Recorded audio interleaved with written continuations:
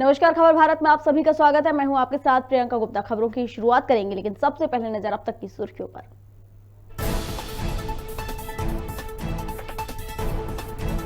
अगले 24 घंटे में ग्वालियर चंबल संभाग में भारी बारिश का अलर्ट। सीएम शिवराज ने दूसरे दिन बाढ़ प्रभावित क्षेत्रों का लिया जायजा। पीड़ितों से सीएम शिवराज ने की मुलाकात।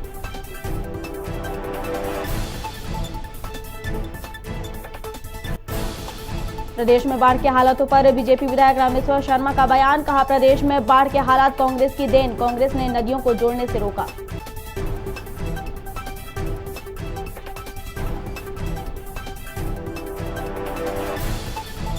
नौ से 12 अगस्त तक चलेगा मध्य प्रदेश विधानसभा का 4 दिवसीय मानसून सत्र। यूथ कांग्रेस 11 अगस्त को करेगा विधानसभा का घेराव। बाढ़ और कोरोना के मुद्दे पर सरकार को घेरने की तैयारी।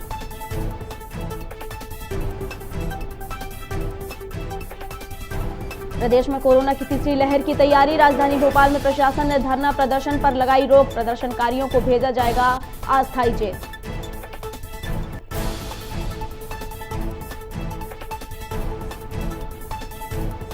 और प्रदेश में स्वतंत्रता दिवस समारोह की तैयारियां शुरू। 15 अगस्त के स्वतंत्रता दिवस समारोह में स्कूल छात्र नहीं होंगे शामिल। सामान्य प्रशासन विभाग ने कोरोना के चलते जारी किया आदेश।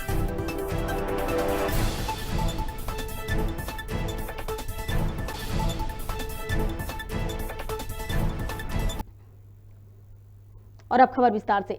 मध्य प्रदेश के ग्वालियर चंबल संभाग क्षेत्र में अधिक वर्षा होने के कारण बाढ़ की स्थिति बनी हुई है। भोपाल हुजूर से बीजेपी विधायक रामेश्वर शर्मा ने बाढ़ के पीछे कांग्रेस को जिम्मेदार ठहराया है। उन्होंने कहा कि पूरे देश में बाढ़ की स्थिति कांग्रेस के कारण पैदा हुई है। रामेश्वर शर्मा ने कहा कि पूर्व प्रधानमंत्री अटल बिहारी वाजपेयी नदियों को जोड़ना चाहते थे, लेकिन कांग्रेस ने नहीं करने दिया। अगर नदियां जुड़ गई होती तो आज मध्य प्रदेश में बाढ़ के हालात नहीं होते। और कांग्रेस में फर्क है। गरीबों को रोजगार कांग्रेस ने कितने प्रतिशत दिया, कब कब दिया, बताइए, उसका अनुपात आप बताइए। पहले आपने जो अपराध किया है, आपने जो पॉलिसी बनाई है, आपने हर पॉलिसी पंचवर्षीय बनाई। क्या पंचवर्षीय देश है क्या? हर पॉलिसी को जब दूरगामी आप बनाते, 50 साल 30 साल का जब मैप रख के रखते, तो आपको सारी समस्याओं के समाधान ढूंढने पड़ते। आपने तो जब अपनी आवश्यकता पड़ी उस खेत को, उस आदमी को टटो लिया और काम खत्म, तो आदमी को छोड़ दिया। कभी आपने गरीबी उन्मूलन का काम किया, तो क्या कांग्रेस के राज में गरीबी खत्म हो गई थी? कांग्रेस के राज में पेट्रोल फ्री में मिलता था। पेट्रोल की पॉलिसी बनाई आपने, बनाया एक भी हिंदुस्तान में कि जब हमारे देश में पेट्रोल डीजल नहीं निकलता तो इसका सब्स्टिट्यूट क्या है? कभी आपने? प्रदेश के ग्वालियर चंबल अंचल में मूसलाधार बारिश से नदी नाले उफान पर हैं। बता दें कि बंगाल की खाड़ी में बना सिस्टम ग्वालियर, शिवपुरी और उत्तर प्रदेश में सक्रिय है, जिस कारण इन इलाकों में आगे भी जमकर बारिश होने के आसार बने हुए हैं। हालांकि इसका असर पश्चिमी मध्य प्रदेश पर नहीं हो रहा है। वहीं अगले 24 घंटे में मौसम विभाग ने गुना और श्योपुर में अति भारी बारिश का अलर्ट जारी किया है। इसके अलावा ग्वालियर, भिंड सहित 10 जिलों में येलो अलर्ट जारी किया गया है।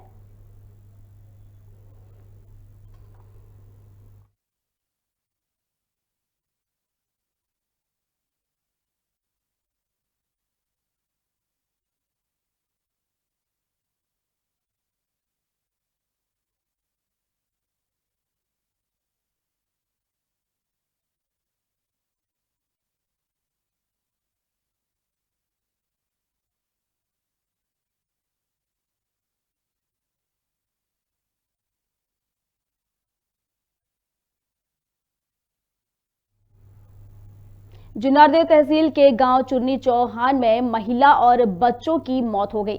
बताया जा रहा है कि महिला अपनी बच्ची के साथ कुएं में कूद गई, जिससे दोनों की मौत हो गई है। घटना के बाद पुलिस ने दोनों के शवों को बाहर निकाला और जांच शुरू कर दी है।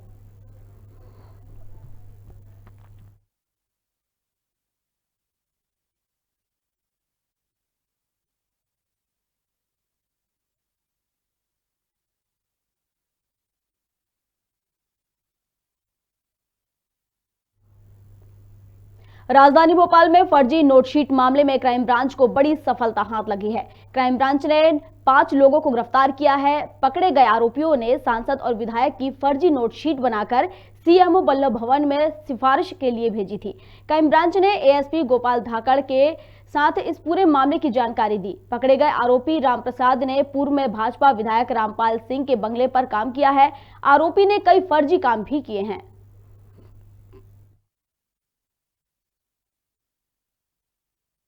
इनका ऐसा कोई विभाग टारगेट बिल्कुल नहीं था। इनको जो लोग मिलते गए, जैसे मिलते गए, उनका जो है उस फर्जी लेटर पैड पर नाम लिख के आगे बढ़ाते गए। एक्चुअल में क्या, मैंने जैसे अभी बताया है कि ये लोग जो बंगलों पर रहे हैं या उनने काम किया या जिस भी कारण से संपर्क में रहे, इनका आना जाना भी था, मिलना भी था, प्रोसेस भी मालूम था, तो निश्चित रूप से इसने वहीं से बंगले से।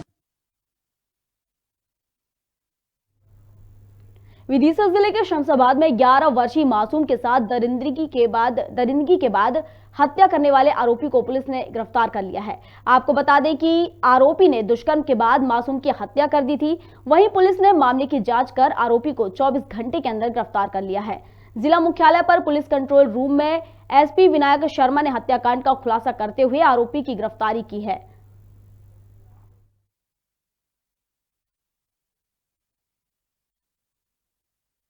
और इसके आधार पर पुलिस टीम ने विवेचना की और इसका मेडिकल परीक्षण भी कराया गया।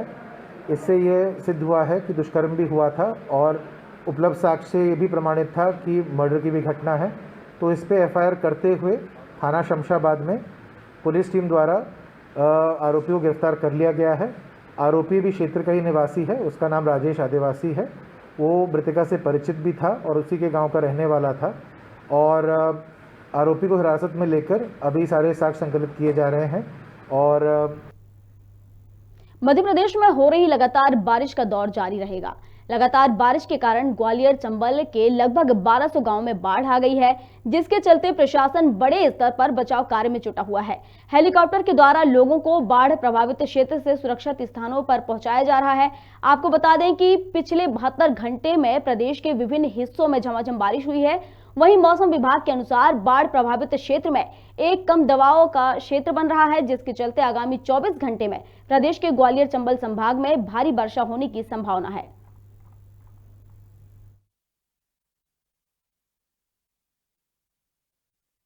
एरिया बना हुआ था नॉर्थ वेस्ट एमपी के ऊपर, वह भी कम दबाव के क्षेत्र में कन्वर्ट हो गया है और वहीं पे स्थित है नॉर्थ वेस्ट मध्य प्रदेश के ऊपर। उसके कारण ग्वालियर चंबल और उज्जैन संभागों के जिलों में कहीं कहीं भारी से बहुत भारी वर्षा की संभावना बनी हुई है और बाकी प्रदेश में लाइट टू मॉडरेट रेन होगा। और ऐसी स्थिति अगले 1-2 दिनों तक बनी रहेगी। उसके बाद रेनफॉल एक्टिविटी में थोड़ी कमी आएगी पूरे प्रदेश में। और टेम्परेचर की बात करें, टेम्परेचर तो वैसे ही बना रहेगा, भोपाल का 26 और 23 के आसपास ही बना रहेगा। नगरीय प्रशासन मंत्री भूपेंद्र सिंह ने कलेक्ट्रेट में विभागों की समीक्षा बैठक की, जिसमें कलेक्टर अविनाश लवानिया, डीआईजी सहित तमाम अधिकारी मौजूद रहे। मंत्री भूपेंद्र सिंह ने मीडिया से बात करते हुए कहा कि सरकार कई योजनाओं पर काम कर रही है। 7 अगस्त को होने वाले अन्नोत्सव के कार्यों की भी समीक्षा की जा रही है। और जो भी उसमें जहां पर और रुकावटें थी वो हम लोगों ने दूर की है। इंदौर का काम भी बीच में कुछ कारणों से रुका हुआ था, अब वो सारे कारण समाप्त हो गए हैं और इंदौर का काम भी तेज गति से प्रारंभ हो रहा है। और जो हम लोगों ने तारीख निश्चित की है, जो डेडलाइन है हमारी, तो अगस्त हम लोग 23 तक इसको हर हालत में मेट्रो को चला देंगे। भोपाल में हमारी कोशिश है कि उसके पहले हम लोग मेट्रो को चला दें और चलेगी उसके पहले। विभागों की समीक्षा बैठक हुई है, अनेक विभागों पर हम लोगों ने चर्चा की है और मुझे प्रसन्नता है कि भोपाल जिला अधिकांश योजनाओं में प्रदेश में पहले स्थान पर है। उसके लिए मैंने कलेक्टर डीआईजी को बधाई भी दी है। साथ में जो 7 अगस्त को गरीब कल्याण योजना, जिसको अन्न उत्सव के नाम से कार्यक्रम हो रहा है, जो माननीय मुख्यमंत्री जी, प्रधानमंत्री जी का गरीबों के कल्याण के लिए बहुत ही महत्वाकांक्षी कार्यक्रम है। शुजालपुर में अखिल भारतीय अधिवक्ता मंच की बैठक संपन्न हुई। इस बैठक में अखिल भारतीय अधिवक्ता संघ के राष्ट्रीय उपाध्यक्ष शैलेंद्र सक्सेना को बधाई दी गई। बता दें कि सक्सेना को अधिवक्ता संघ का प्रदेश प्रभारी बनाया गया है, जिसके चलते उनका भव्य स्वागत किया गया।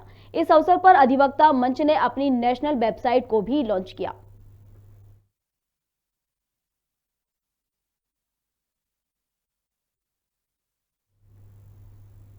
ग्वालियर जिले के डबरा भितरवार में लगातार बारिश के बाद बाढ़ जैसे हालात बन गए हैं। भितरवार के हरसी डैम में जल स्तर के बढ़ने के बाद पार्वती नदी और सिंध नदी भी उफान पर है। झांसी सिंध पुल जर्जर हो गया है, जिससे आवागमन प्रतिबंधित है, जिसके चलते गृहमंत्री डॉक्टर नरोत्तम मिश्रा सिंध पुल पर पहुंचे और लाइफ जैकेट पहनकर पुल का पैदल निरीक्षण किया। गृहमंत्री ने कहा कि अफवाहों पर ध्यान न दें, प्रशासन आपकी सुरक्षा में मुस्तैद है और रेस्क्यू भी जारी है।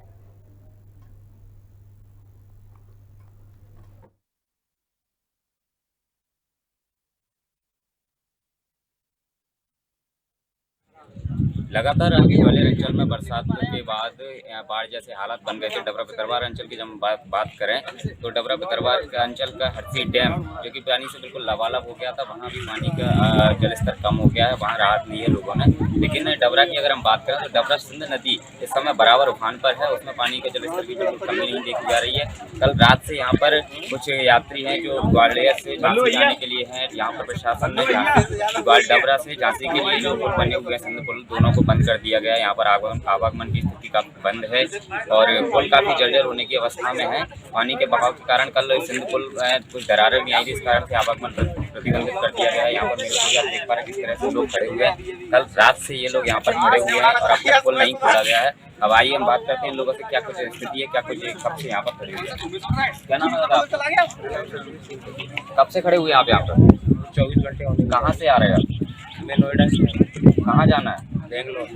मतलब क्या कुछ परिस्थितियाँ हैं या आपको बाहर वहाँ जाना है पुल पे, उस बार पानी का जलस्तर तेज है और ऐसे में आपको रोका गया है?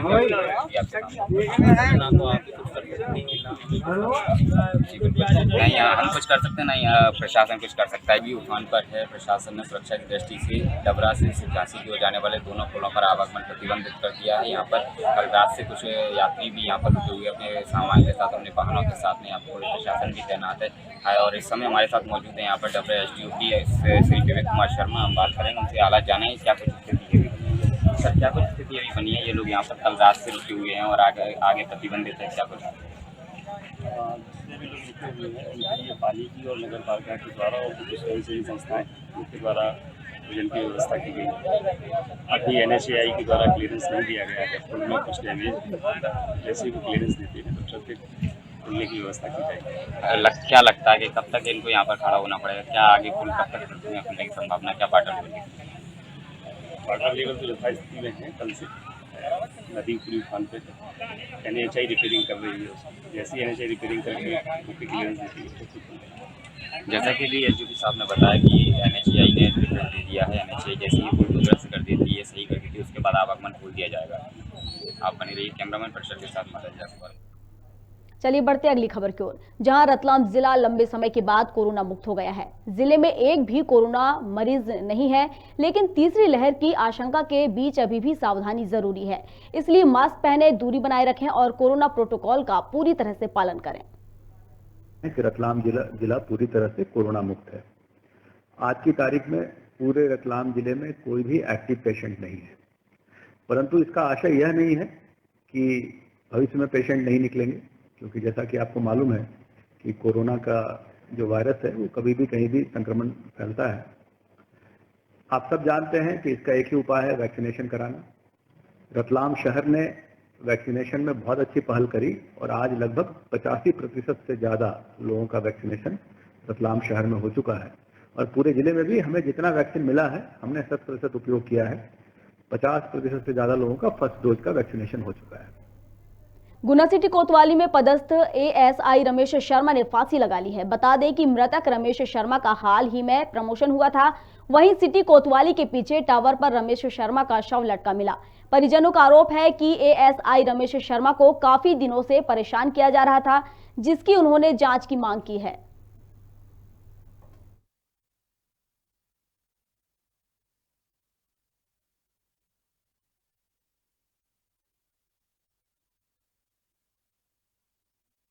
मेरे को पता नहीं, एक बातचीत जब अपन करते सुनने में एक आया था कि एक पुराना विवाद था कोई कोर्ट का इनका, राहुल लोढ़ा करके, ये मैं पद पे नहीं जानता हूँ कि कौन से पद पे है, और एक महेंद्र सिंह क्या क्यों महेंद्र सिंह दीवान है, उनका नाम है, राहुल लोढ़ा का नाम है, उसमें कई नाम है उस डायरी में, ये डायरी हमें नहीं दे रहे हैं। 3 पेज का नोट लिखा है उन्होंने जी। दतिया में गृह मंत्री नरोत्तम मिश्रा ने बाढ़ में फंसे लोगों का रेस्क्यू किया है। गृह मंत्री नरोत्तम मिश्रा की हैरत अंगेज तस्वीरें सामने आई हैं। गृह मंत्री ने पंचायत भवन में ठहरे हुए नागरिकों का रेस्क्यू किया है। बताया जा रहा है कि बाढ़ में 9 लोग फंसे थे जिनका गृह मंत्री ने रेस्क्यू किया है।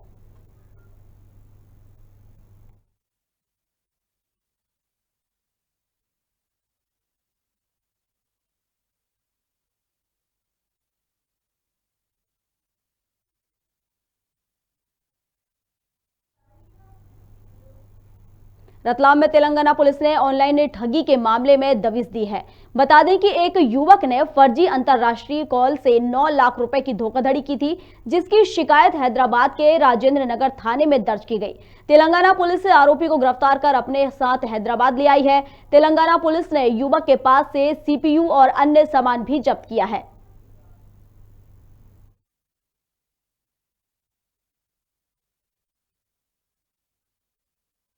डीसीपी साहब का फ़ोन आया था जिसमें उन्होंने बताया कि कोई एक्यूज आरोपी है जो कि रतलाम का रहने वाला है, उसकी तलाश करने के लिए हैदराबाद की राजेंद्र नगर पुलिस स्टेशन की टीम आई हुई है। इसमें एक इंस्पेक्टर साहब आए हुए हैं, उनको लोकल हेल्प की आवश्यकता है। इसमें हम लोगों ने जानकारी लेकर उनको माणकचौक थाना प्रभारी को अवगत कराया था, जिसके बेसिस पर उन्होंने जो वांटेड आरोपी था उसको उनके सुपुर्द किया हैदराबाद पुलिस के।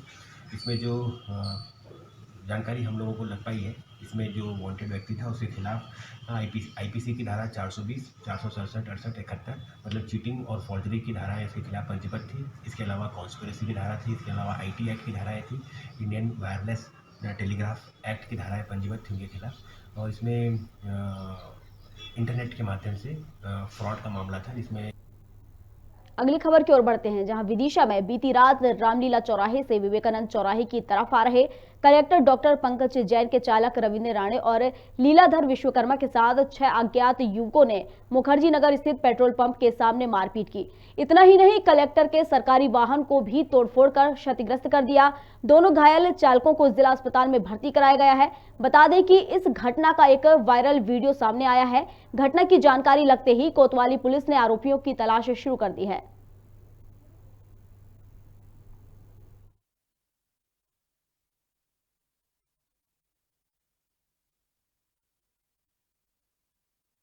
ये कल रात की घटना है। लगभग 10:30-11 बजे के बीच में डीएम साहब के स्टाफ के लीलाधर और रविंद्र, ये लोग बेतवा नदी के पानी का जल स्तर देखने जा रहे थे। वहाँ से जब ये वापस लौट रहे थे तो पेट्रोल पंप के पास इन्हें रोक के इनके साथ मारपीट की गई थी।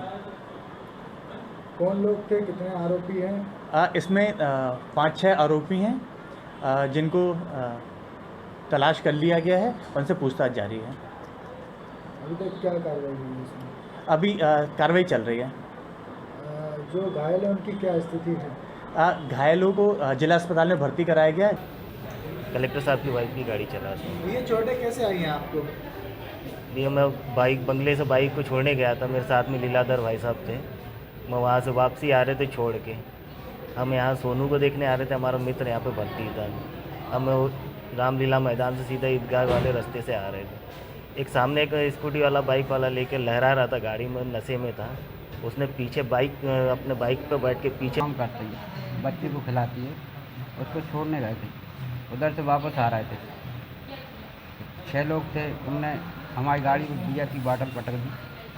इस चक्कर में हमने उनसे कहा भैया ये क्यों कर रहा है, तो उतर के उन्हें मारा।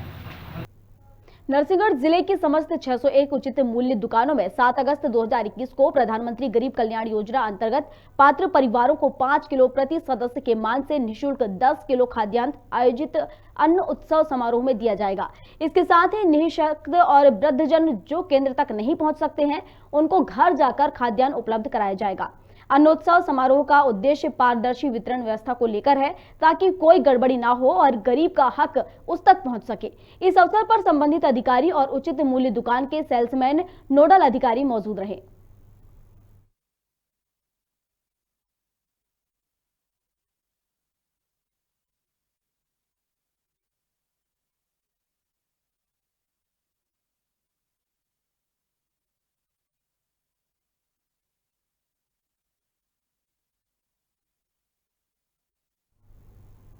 भोपाल शाहपुरा के तेलंगाना में हुक्का लाउंज में जमकर हंगामा हुआ।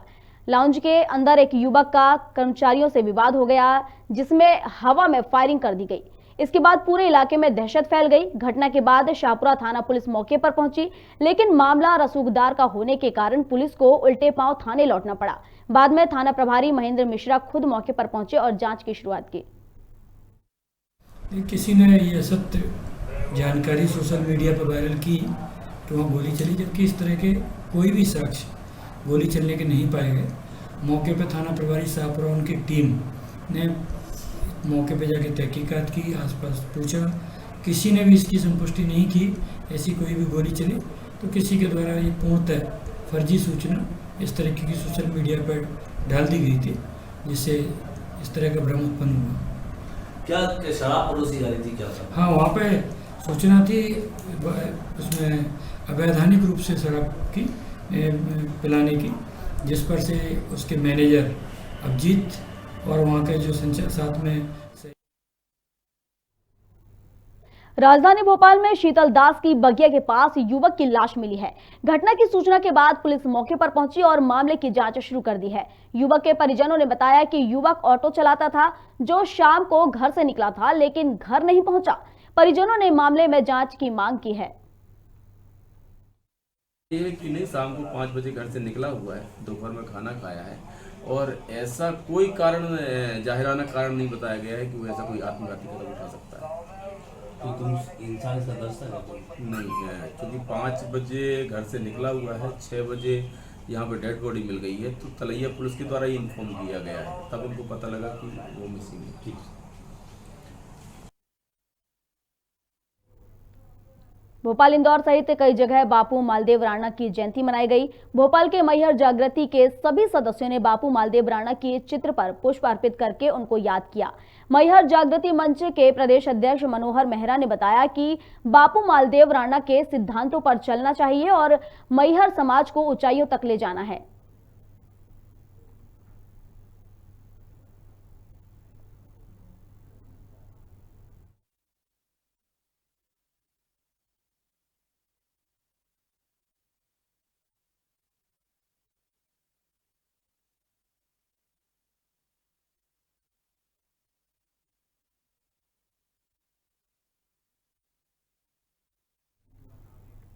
नरसिंहगढ़ में पड़ताल कर रहे पंचायत कर्मियों पर एफआईआर दर्ज हुई है। पुलिस ने 5 लोगों पर एफआईआर दर्ज की है।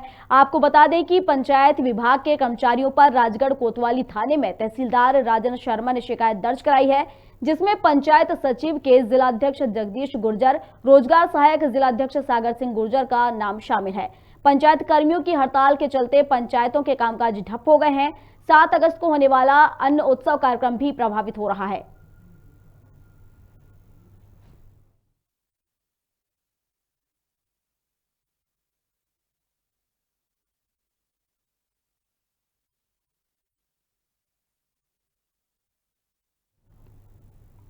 बैरसियों में युवा मेहर मेर समाज संगठन ने मेहर शिरोमणि बापू मालदेव राणा की जन्म उत्सव मनाया। मालदेव राणा के 137वें जन्मोत्सव पर बड़ी संख्या में समाज के लोग शामिल हुए, जहां राजनंदिनी पैलेस में किशनलाल मेहर, हिम्मत सिंह गोयल भी शामिल हुए। वहीं मेहर समाज संगठन के अध्यक्ष मुकेश मेहर भी मौके पर मौजूद थे, जिन्होंने शिक्षा, स्वास्थ्य और समाज के भवन निर्माण के बारे में भी बताया।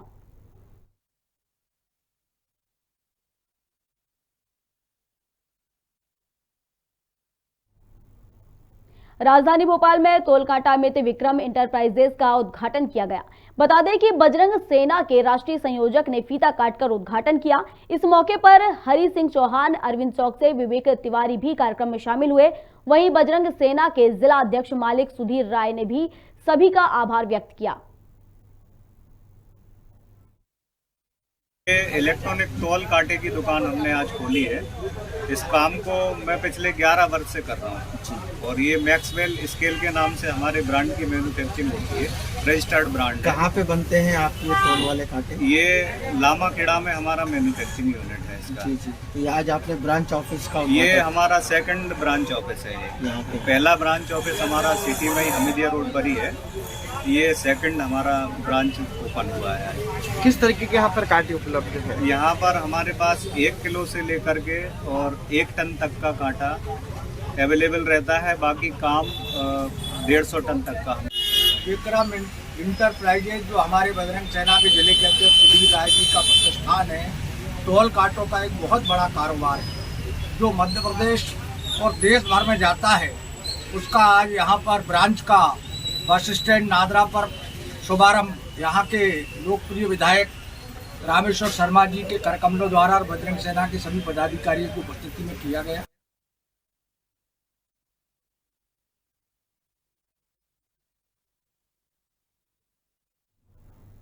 खबर भारत में खबरों का सिलसिला लगातार जारी रहेगा। फिलहाल इस बुलेटिन में बस इतना ही। अधिक अपडेट्स के लिए आप बने रहिए खबर भारत के साथ। नमस्कार।